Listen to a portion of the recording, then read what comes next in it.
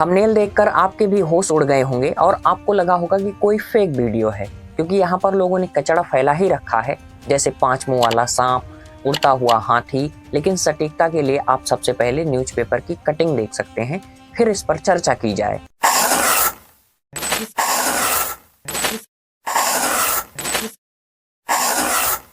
नमस्कार दोस्तों, वैज्ञानिकों ने पेरू में खोजे गए प्रारंभिक व्हेल के जीवाश्म का वर्णन किया है, जिसे पेरुसेट्स कोलोसेस कहा जा रहा है और इसका वैज्ञानिक नाम विशाल पेरुवियन व्हेल होता है, जो लगभग 38 से 40 मिलियन वर्ष पहले अर्थात इयोसीन युग में रहते थे। अब आपको कमेंट बॉक्स में बताना है कि कौन सा युग चल रहा है। यहाँ पर कलयुग ना लिख दीजिएगा, क्योंकि मैं पृथ्वी के भूवैज्ञानिक इतिहास के तौर पर इस बात को पूछ रहा हूँ। और आगे बताया जा रहा है कि शोधकर्ताओं ने अनुमान लगाया कि पेरुसेट्स लगभग 66 फीट लंबा होता था और इसका वजन 340 मैट्रिक टन था। अगर हम इसके वजन की तुलना आज करें तो दूर दूर तक कोई भी नहीं दिखाई देता। चाहे आज आप किसी ब्लू व्हेल को ले लीजिए या फिर किसी बड़े जानवर को ले लीजिए, या फिर यहाँ पर बड़े जानवर में आप डायनासोर को भी शामिल कर सकते हैं। कुल मिलाकर जितने भी ज्ञात जानवर हैं उन सबसे इसका द्रव्यमान काफी ज्यादा था। कहने का तात्पर्य यही है। आपको हैरानी होगी कि इसके पूरे शरीर की बात नहीं की जा रही है, केवल कंकाल के बारे में बताया वैज्ञानिकों ने कि इसका जो कंकाल था वह 5 से 8 टन के बीच आंका गया था, जो ब्लू व्हेल से लगभग 2 गुना दिखाई पड़ता है। इस जानवर की मुख्य विशेषता निश्चित रूप से अत्यधिक वजन है और इसमें ऐसी विशेषताएं हैं जो हमारी कल्पना से परे हैं। अर्थात किसी व्यक्ति ने अभी तक नहीं सोचा रहा होगा कि कोई ऐसा विशाल जानवर हमारे अतीत में एग्जिस्ट भी करता था, और आज खोज के माध्यम से हमें यह जानकारी मिली है। साथियों, पेरुसेट्स के अधिकांश कंकाल की खुदाई दक्षिण पेरू के तटीय रेगिस्तान में की गई थी। यह जो क्षेत्र है, यहाँ पर जीवाश्म काफी ज्यादा व्हेल के मिलते रहते हैं और इसमें 13 कशेरुक, 4 पसलियां और एक कूल्हे की हड्डी शामिल थी। हड्डियां असामान्य रूप से काफी बड़ी थी और काफी सघन थी और वो काफी भारी भी थी, और इसका मोटा फूला हुआ शरीर किसी भी जीवित व्हेल की तुलना में साइरेनियन जैसा हो सकता था। अपने विशाल आकार और संभावित समान जीव शैली के कारण यह समुद्री गाय की याद दिलाता है। समुद्री गाय भी मतलब नॉर्मली गाय नहीं होते थे, ये भी काफी लंबे लंबे होते थे और इनका वजन भी काफी ज्यादा होता था। इसी बात को आधार बनाकर इस बात को बताया गया। बहुत से जीव थे जैसे ये सब अतीत में रहते थे और आज विलुप्त हो गए, जैसे सारस है या फिर जो गिद्ध हैं। ये जो बड़े जानवर हैं ये धीरे धीरे काफी ज्यादा समाप्त होते जा रहे हैं।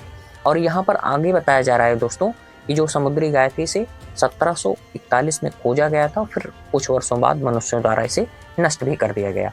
और जो ये खोज हुई है इसमें वैज्ञानिकों के सामने एक चुनौती ये है कि इसका कोई दांत या कपाल का अवशेष नहीं मिला है, जिसके इसके आहार और जीवन शैली की व्याख्या काफी कठिन हो गई है। शोधकर्ताओं को संदेह है कि पेरुसेट्स साइरेनियन की तरह रहता था। यह एक सक्रिय शिकारी जानवर नहीं था, बल्कि एक ऐसा जानवर था जो उथले तटीय पानी के नीचे रहता था। अब यहाँ पर हमें सबसे पहले जान लेना है कि साइरेनियन क्या है, जिससे कि हम पूरी बात को समझ सकें। तो साथियों, बताया जा रहा है कि साइरेनिया या समुद्री गाय जल में रहने वाले शाकाहारी स्तनधारी प्राणियों का एक जीव वैज्ञानिक गण है, जिसके सदस्य नदियों और तट के पास रहने वाले समुद्री क्षेत्रों में रहते हैं। अब आइए अपने टॉपिक को फिर से समझने का प्रयास करते हैं। अपने भारी कंकाल और संभवतः अपने भारी शरीर के कारण यह जानवर निश्चित रूप से धीमा तैराक था, क्योंकि ये इतना भारी भरकम लेके कैसे चल सकता है, आप खुद ही सोच सकते हैं। जैसे जो बहुत भारी शरीर वाले जानवर होते हैं, आप सारस को देख लीजिए या शुतुरमुर्ग को देख लीजिए, उसका शरीर भारी होता है तो वो उड़ नहीं पाता। तो वही बात इसके लिए भी कही गई। इसकी तुलना में कोई अगर छोटी मछली होगी तब वह काफी तेज तैर भी सकती है। जिन वैज्ञानिकों ने इसकी खोज की उनमें से एक वैज्ञानिक है लैम्बर्ट। उन्होंने कहा कि यह बहुत ही प्रभावशाली जानवर रहा होगा, लेकिन शायद इतना डरावना नहीं, क्योंकि इस शारीरिक संरचना को देखने के बाद हमें ऐसा ही प्रतीत होता है। यह कोई बहुत हिंसक जानवर नहीं था। सबसे महत्वपूर्ण बात यह है कि व्हेल का विकास लगभग 50 मिलियन वर्ष पहले खुर वाले जमीन पर रहने वाले मध्यम आकार के कुत्ते जितने बड़े स्तनधारियों से हुआ था। जैसे मनुष्य का विकास बंदरों से जोड़ के देखा जाता है, तो वही बात यहाँ पर बताई गई कि जो व्हेल आज इतने बड़े हमें दिखाई पड़ते हैं, तो इनका विकास एक मध्यम आकार के कुत्ते जितने बड़े जो स्तनधारी थे उनसे हुआ था।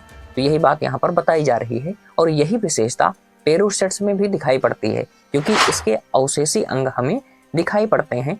इससे हम यह अनुमान लगा सकते हैं कि शायद इसका भी विकास इससे हुआ रहा होगा। अब इसके बारे में जो आगे रिसर्च होगी वहीं से हमें यह जानकारी मिल सकती है। कंकालों के लक्षणों से संकेत यह मिलता है कि पेरूसेट्स बेसिलोसारस से संबंधित था। एक और प्रारंभिक व्हेल के समान इसकी लंबाई थी, लेकिन इसका आकार उतना भारी नहीं था। हालांकि बेलिसोसारस एक सक्रिय शिकारी था जो सुव्यवस्थित शरीर, शक्तिशाली जबड़े और बड़े दांतों का दावा करता था। साथियों, सबसे बड़ी व्हेल का भार लगभग 200 टन के बीच होता है। इसका शरीर लगभग 20 मीटर लंबा था। वो व्हेल लंबी हो सकती है, कुछ की लंबाई 100 फीट या फिर 30 मीटर से अधिक हो सकती है। इसका मतलब है कि नई खोजी गई व्हेल संभवतः अब तक का सबसे भारी जानवर थी, लेकिन संभवतः यह अब तक की सबसे लंबी जानवर नहीं है। इसका वजन कुछ हद तक अधिक है क्योंकि इसकी हड्डियां ब्लू व्हेल की तुलना में अधिक सघन और भारी हैं। लेखकों ने कहा कि अत्यधिक घनी हड्डियों से पता चलता है कि व्हेल ने अपना समय उथले तटीय पानी में बिताया होगा। अन्य तटीय निवासियों जैसे मैनेटीज के पास भारी हड्डियां होती हैं जो उन्हें समुद्र तल के करीब रहने में मदद करती हैं। एक वैज्ञानिक ने कहा कि खोपड़ी के बिना यह जानना मुश्किल है कि यह अपने शरीर को बनाए रखने के लिए क्या खाती थी। साथियों, इसके भारी होने की कोई गारंटी नहीं है, लेकिन इसकी संभावना मानी जा रही है। इसकी तुलना में गिनीज वर्ल्ड रिकॉर्ड के अनुसार अब तक की दर्ज की गई सबसे भारी व्हेल का वजन 180 मैट्रिक टन था। हालांकि शोधकर्ता उपलब्ध जानकारी के साथ जानवर के वजन के लिए केवल एक बहुव्यापक अनुमान ही रख रहे हैं। लगभग 85 से 340 टन के बीच इसका वजन हो सकता है, ऐसा वैज्ञानिकों ने अनुमान लगाया है। उन्होंने नोट किया कि इस सीमा का मध्यबिंदु किसी भी ब्लू व्हेल से भारी हो सकता है और उन्होंने इस बारे में आगे बताया कि इससे बड़ा भी मिलने की संभावना आज भी बनी हुई है।